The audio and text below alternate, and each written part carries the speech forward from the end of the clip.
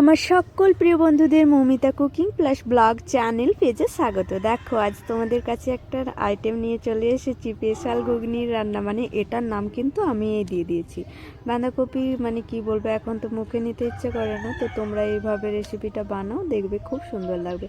দেখো এখানে বাঁধাকপি, কয়েকটা ডিম, টমেটো, গাজর আর কাঁচা মটরশুঁটি, আলু সব কিছু নিয়ে নিয়েছিলাম। আর এই যে এখানে আদা রসুন রেখেছি, ওটা বেটে নিয়েছিলাম শিলের মধ্যে। আর পেঁয়াজ কুচি করে নিয়েছি, দুটো শুকনো মরিচ, দুটো কাঁচা মরিচ আছে এখানে। সববার প্রথমে ডিমটা ভেজে নেব। ডিমটা ভাজার জন্য ওই যে কড়াইয়ের মধ্যে তেল আর শুকনো লঙ্কা দিয়ে দিয়েছিলাম। কাঁচা পেঁয়াজ কুচিগুলো দিয়ে সুন্দরভাবে হালকা করে ভেজে তার মধ্যে ওই যে ডিমগুলো দিয়ে ডিমটা খুব সুন্দরভাবে ভেজে নিয়েছিলাম। দেখো এই যে ডিমটা কি সুন্দর ভেজে নিচ্ছি। আর আমার সকল নতুন বন্ধুদের একটাই কথা, তোমরা যদি আমার চ্যানেলে নতুন হয়ে থাকো চ্যানেলটা প্লিজ সাবস্ক্রাইব করে দাও। আর আমার ফেসবুক পেজে যদি তোমরা নতুন হয়ে থাকো পেজটা ফলো করে নাও, মৌমিতা কুকিং প্লাস ব্লগ। এই দেখো ডিমটা কি সুন্দর ভাজা হয়ে গেছে। এই যে পুরো রেসিপিটা দেখো, আর কেমন লাগছে তোমাদের রেসিপিগুলো অবশ্যই কমেন্ট করে জানিও। এই যে দেখো ডিমটা কি সুন্দরভাবে ভেজে নিয়েছি। আর এই যে এখন রেসিপিটা রান্না করা শুরু করে দিয়েছি। কড়াইয়ের মধ্যে তেল গরম হতে দিয়ে দুটো শুকনো মরিচ দিয়ে তার মধ্যে আদা রসুন পেস্টটা দিয়ে দিয়েছিলাম। তারপর এই যে টমেটো কুচি দিয়ে দিচ্ছি, এটা সুন্দরভাবে ভেজে নিচ্ছি। তারপরে এই যে কাঁচা মটরশুঁটিগুলো দিয়ে দিলাম। এটা হালকা, একদম হালকা একটু কম করে ভেজে নেব।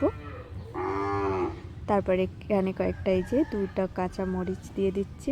তারপরে এই যে এখানে হলুদ গুঁড়ো, লঙ্কা গুঁড়ো, জিরে গুঁড়ো বাটিতে দিয়েছি। এটা জল দিয়ে গুলে নেব, মানে ভিজিয়ে নেব। তারপরে এটা কড়াইয়ের মধ্যে দেব। এতে কি হয়, একটু রান্নার টেস্টটা আরেকটু বেশি সুন্দর হয়। এই যে আর এইদিকে দেখো আলুটা সেদ্ধ করে আমি একটা থালার মধ্যে দিয়ে কি সুন্দরভাবে চটকে নিচ্ছি। গরম তো তাই গ্লাস দিয়ে সুন্দরভাবে আলুটা চটকে নিচ্ছি। আর এই যে এখানে প্রেসার কুকারে দিয়ে বাঁধাকপিটা খুব সুন্দর করে সিদ্ধ করে নিয়েছিলাম। তোমরা পুরো রেসিপিটা দেখো। আর এই যে গাজরটাও সিদ্ধ করে নিয়েছিলাম।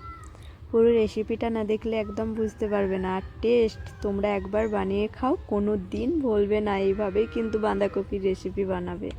এই যে দেখো মশলাটা কি সুন্দর ভাজা হয়ে গেছে। তারপর এতে দিয়ে দিচ্ছি এই যে চটকানো গাজরটা আর আলুটা।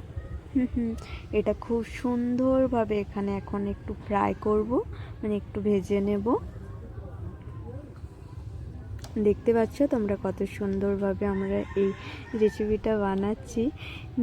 একদম নিজের মতো করে বানাচ্ছি, কোথার থেকেও আমি রেসিপিটা দেখিনি, নিজের মতোভাবে ট্রাই করছি। তোমরা ওইভাবে একটু ট্রাই করে দেখো কেমন লাগে। সত্যি বলছি, আমার তো মানে এত সুন্দর লেগেছিল রান্নাটা, তো কি বলবো। এটা আমার আগের ভিডিও তোমাদের সাথে শেয়ার করছি, আমার খুব ভালো লেগেছিল। এই যে আলুটা কিছুক্ষণ ধরে ফ্রাই করার পর ওই যে সেদ্ধ করা বাঁধাকপিটা দিয়ে দিয়েছিলাম। আর 10 থেকে 15 মিনিট ফুটিয়ে, মানে রান্নাটা একটু ভালো করে তারপর ভাজা ডিমটা দিয়ে দিয়েছিলাম।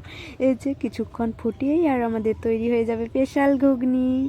এই দেখো কি সুন্দর হয়ে গেছে। এটা কিছুক্ষণ ধরে রান্না করেছি, এতক্ষণ দিলে তো ভিডিওটা অনেক বড় হয়ে যাবে, তাই আমরা একটু ভিডিওটা মানে স্কিপ করে তোমাদেরকে দেখিয়ে দিয়েছি। বলো বন্ধু কেরম হলো আমাদের এই স্পেশাল ঘুগনিটা, অবশ্যই তোমরা কমেন্ট করে জানাবে। আর ভালো লাগলে একটা তো শেয়ার করতেই পারো, তাই না? আমাদের মতো ছোটো ইউজারদের তোমরা পাশে থেকে। আর থ্যাংক ইউ এতক্ষণ স্কিপ না করে ভিডিওটা দেখার জন্য। আর আমি এই ঘুগনিটা বানিয়ে দিয়ে দিয়েছিলাম রুটির সাথে। কেমন হয়েছে জানিও কিন্তু বন্ধুরা।